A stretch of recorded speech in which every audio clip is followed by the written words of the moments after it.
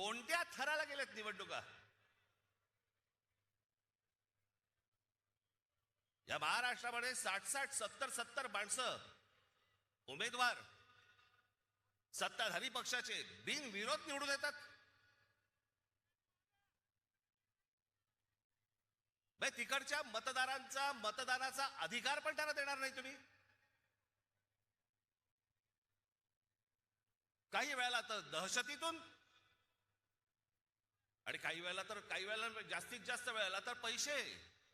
काय आकडे ऐकतोय. कोणाला 1 कोटी, कोणाला 2 कोटी, कोणाला 5 कोटी. आमच्या कल्याण डोंबिवलीच्या तिथे एका काय ते प्रभाग असतात, त्या प्रभागामधल्या 3 जणांना, एका घरातले 3 जण उभे आहेत एका प्रभागात. काय ऑफर झाली असेल तुम्ही कल्पना पण नाही करू शकत.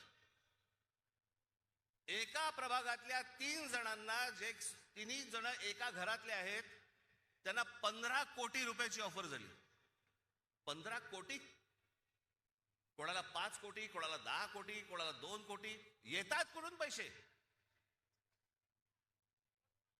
या लेवलला इथपर्यंत परिस्थिती आणली तुम्ही महाराष्ट्राची. एक तर उभं राहू द्यायचं नाही,